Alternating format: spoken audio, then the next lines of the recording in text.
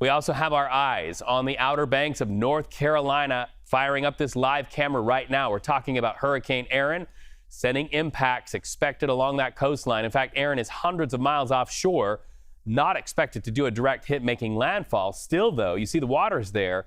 Rip currents are expected there in North Carolina that you're looking at, up to Florida and then down into New England. North Carolina's governor declared a state of emergency as officials all up and down the coast in multiple states brace for the worst. I want to emphasize the importance of taking this storm seriously because it's a serious storm and conditions can deteriorate quickly. Get your disaster kit ready. Think about what you would need after a major storm. Things like enough food, water, and supplies for 3 to 5 days for each person and pet in your household, a flashlight and fresh batteries, a battery-operated radio. Orders remain in place for parts of that state, and CBS News meteorologist Rob Marciano reports from the Outer Banks.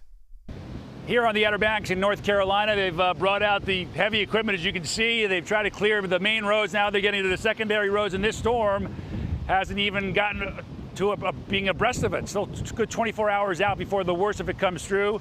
And some of these roads are impassable. Beyond that front loader or wheel loader, you can see those homes, they're on the brink as well. So those homeowners, along with hundreds of others here, have evacuated, hoping for the best as the waves that you see to my right continue to encroach and dig away at this beach. We've got 10, 11 footers this morning. That's expected to build to 15 or even 20 feet as we go through tomorrow afternoon. So that will cut into some of these dunes, likely overwash some roadways, potentially cut off the lower half of the Outer Banks here. And obviously the rip currents are an issue. We've had dozens of rescues down at Wrightsville Beach the past couple of days. We've got beaches that are closed, not just here, but as far north as New York and New Jersey, because this storm continues to grow its wind field and those waves continue to propagate and hit the entire East Coast. Again, the worst is coming here in the next 24 hours, but then the waves and the wind will be going up towards the northeast as we head towards Friday. It'll still be several days before we can get rid of this historic hurricane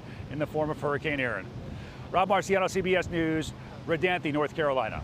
All right, when you look at the alphabet and you consider we're only at E and we've got only the first name hurricane of the season, we've got a lot more letters to go. Well, absolutely. Of course, the first 4 were all tropical storms, but this is the first major hurricane, too. Category 3 or above puts it in that major classification. And the National Hurricane Center is anticipating anywhere from 5 to 9 of those within this season alone. So we're starting to see it ramp up. Okay. And I want to start off with how explosive the storm even was. Over the weekend, we saw it grow from a Category 1 to a Category 5 within 12 hours. This is a very impressive system. Currently at a Category 2 status, it still can potentially hit some warmer sea surface temperatures into the coming days, putting it back into a Category 3. How we monitor that, of course, is just the max sustained winds at the center. So 110 miles per hour right now puts it at a Category 2, but I want to show you something else that's going on as well. Even though it's not expected to make landfall in the U.S., we're still keeping a close eye on those waves, especially when it comes to how large they're going to be. Anywhere up to around 20 feet high waves are expected. Rip currents are possible. They were just talking about that earlier. Rob Marciano is out there keeping a close eye on not only the Outer Banks, but I mean, now it's all the way up into Virginia where we're seeing tropical storm warnings that have been issued by the National Weather Service. Storm surge is possible anywhere up to around 4 feet. And on top of that, those large waves, they're going to be noticeable as we head into the coming days. Rip currents are definitely life-threatening. This is not the time to be heading out to the water as this system continues to track just offshore of the East Coast. Hurricane Erin still at a Category 2 status, but like I said, it could potentially hit some warmer sea surface temperatures, allowing for some rapid intensification, some strength to it, back to potentially a Category 3 just by Thursday morning. And then it's expected to continue to move north and off into the east as we head into this weekend's forecast. No longer impacting the East Coast at that point, but from now until at least Thursday morning, Thursday afternoon, we continue to keep a close eye on the Outer Banks, stretched all the way up into coastal communities in Virginia, as those forecasted wave heights are going to grow in size right around the corner into Thursday afternoon before it tracks offshore heading into Friday. We'll have more on that coming up in a bit. We're also tracking some other systems that potentially could grow in size too.